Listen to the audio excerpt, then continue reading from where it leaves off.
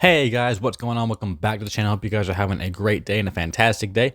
Today we're talking about Kiki's Delivery Service. I had not seen this film until the other day when my girlfriend decided that she was going to show it to me, and I was really happy that she did. I actually really ended up enjoying this film. So this is a 1989 film, though it was released in 1990 in the United States. It was directed and written by Hayao Miyazaki. It was the first film that was between a 15-year distribution partnership between Walt Disney and Studio Ghibli. It won several awards. It won the Japan Academy Prize. Pretty well received. On Rotten Tomatoes, it has 98%. So Kiki's Delivery Service follows the story of a young witch.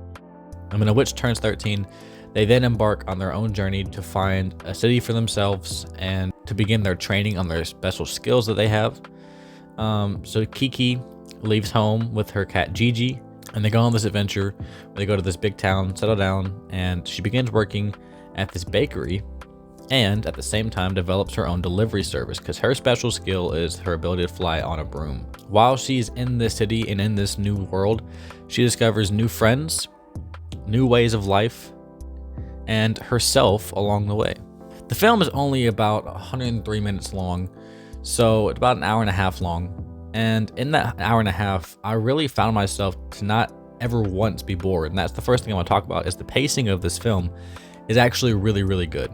I found that I was intrigued from the very beginning up until the end, and it was edited well together as well because I never at any point felt like I was stuck watching something and waiting for something else to develop. The world was constantly developing along with so whenever Kiki would discover something, we as an audience would discover something, and then we would develop upon that. And it became this really cool world building technique that they used. And they used the Kiki delivering system as a way to sort of develop the world. So whenever Kiki would go to deliver something, she would find this new area of this new world, and we would be discovering it along with her. And it was kind of interesting to see how they were able to do that within the script. Pacing was incredible.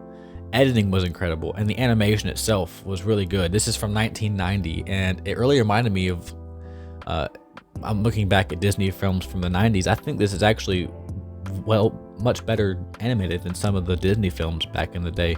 And it kind of reminded me of that Mulan almost type of style. You know, while Mulan has her dragon, Kiki has Gigi, and Gigi was one of the funniest parts of the entire film. He actually was the comedic relief in a lot of situations, and he actually became my favorite character while watching this. I really, really enjoyed this film. I can't stress that enough. I think it was really well written, it was really well animated, and the pacing is incredible. I was never once bored. I think that this film actually has a really good story as well, where Kiki, she gets really excited to start this new life, and as other things in life start to trouble her or give her challenges, she has to find a way, not physically through her witch's powers, but sort of just emotionally and mentally, to find a way to get over those problems and to keep pushing forward. And I think that that's a really good message for the film in general, is you don't have to have special witch's powers to continue to do special things in life. And I think that's actually a pretty cool message. I think that overall, I found the film really enjoyable because of the writing. That was a really key part of this for me. As we move from set piece to set piece, it would have been really easy to feel like I was just watching a person jump from place to place to place. But I actually genuinely felt like I was watching a character explore a new world, and that I was interested to see what was happening in that new world with her. And I thought that was really good writing on their part. The one issue I think I have with this film is that the ending, while I said the pacing and editing was fantastic, the ending was just a little bit rushed. I feel like it ended, and then so the climax happens, and then just immediately it ends, and there's no real falling action. It's just climax, and then it immediately ends. So that's probably my one issue with it, is I do like a little bit of resolution after the climax, but it doesn't take away from the fact that I had an amazing time watching this film. Overall, I definitely recommend Kiki's Delivery Service. I don't have a whole lot to say because I haven't delved super deep into the creation of this film or the challenges it had to overcome or whatever it is, but it's from the outside looking in, having never seen this film before, and I don't watch a whole bunch of anime, I think that this is genuinely a really good film. So I think even if you're not into anime or into this kind of film, you can watch it and still have a really good time with it, and I think that that's important. And I definitely recommend this to anybody, whether or not you're into anime or not.